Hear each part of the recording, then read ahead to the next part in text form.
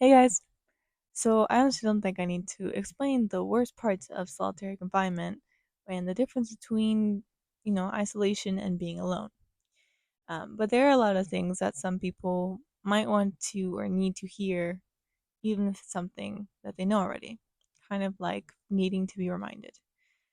So personally, I did turn into isolation at one point. I didn't want to go out. I had no reason to go out. I was trying to stay by myself all the time because life was exhausting and to go out was exhausting.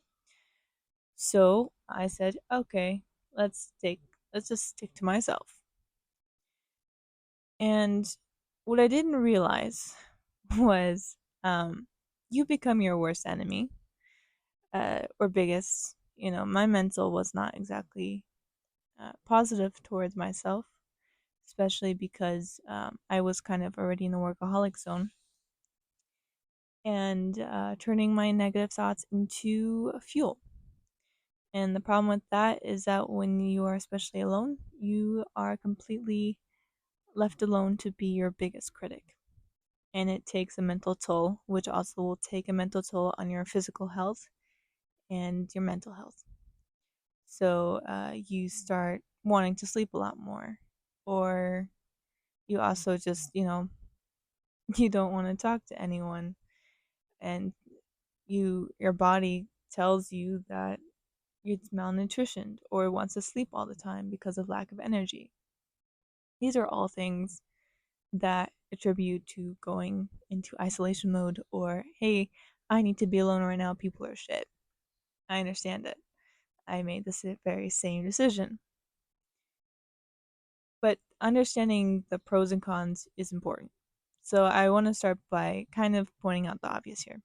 And that is that solitary confinement is the extreme point. And what you notice in solitary confinement are three things: lost perception of time, uh, high anxiety, so any form of sound is high anxiety, and third is that you're completely left alone, so narcissistic habits transfer to yourself, and closed mindedness. Like, the only thing that you have currently is what's in front of you, right? And it allows you to be very closed minded very quickly. And that's also another big negative part of deciding to go to isolation. It allows you to be closed minded very easily and believe that you are right all the time. I understand it. It's very easy and logical to look at the way our brain works and have that be the reason, the behind the closed mindedness. That's cool. That's fine. It's If you want to change it, you have to want to change that. It's not something that will just change itself. And that's the only way I got out um, from stopping wanting to be alone, was that I realized that I was becoming very much an asshole. And I lost patience in a lot of people and myself at one point. So it was just negativity one after another, and I was very pessimistic about everything. So, and the only way to want to be optimistic is to want, or like to be optimistic. So, right, once you see the benefits optimism has, then you will want to it. But anyways, there is other benefits to being alone. So it's in moderation, right? So it can allow you to uh, get the creativity out, because you can't be creative with a bunch of noise. You can get an idea from external factors. So like if you're at an art gallery, you can understand, oh, what, this actually would be better in this photo. You can figure out what's around you and see how it can be improved, and that way you can strike creativity. So isolation is not needed if you are trying to become more creative, but it can allow you that with things like literature and poets, right? So this is why the most of the poets, some of the best, in my opinion, like Edgar Allan Poe, Charles Bukowski, these were all people who were highly depressed. um, and they valued isolation very deeply. and they would write that in their poems as well.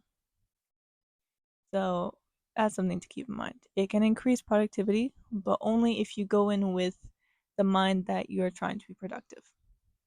It's like if you're going into isolation, you have to go in knowing what for. Is it because the people around you um, are very bad for your mental health? That's okay. That's cool. So, how do you do that when you go into isolation? How do you improve that? And the ways you find a community that, or you explore habits or hobbies outside of your normal day to life community. You can try an uncomfortability challenge. You can talk to a cashier every day and say, like, how's your day? Those are ways of finding the people, or at least not having being alone, take care or like take control of anxiety, because anxiety will get worse the more comfortable you are with being by yourself. It's something that needs to be practiced. um, Socialization, I mean.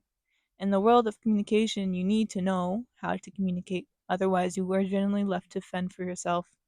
And most of the time, you cannot do that because we are a species of community.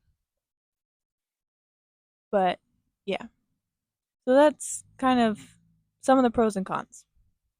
And if you look at the extreme points, which is being too outgoing, which is like constantly surrounding yourself with other people, you realize that you start relying on other people. And being too alone, like solitary confinement, how it will take effect onto your entire mental and body as well.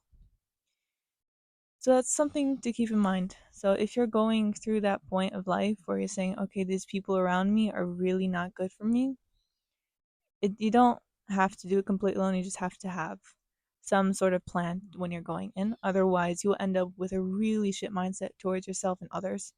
Very close minded. It's not great. Anyways, that's the end of the video. But on that note, there is an alone era community. And the alone era is basically where you have people, but no one really gets you or connects to you, and no one you can really talk to. So the alone era is there for self productivity and self growth and journeys of multiple different people who are just there, either going through their own shit and they share something that might be helpful to someone else also going through their own shit, and just like a safe place, a community, in a sense. Um, so yeah, with that being said, if you decide to join, welcome already ahead of time, and yeah, enjoy your day. I'll see you guys Thursday.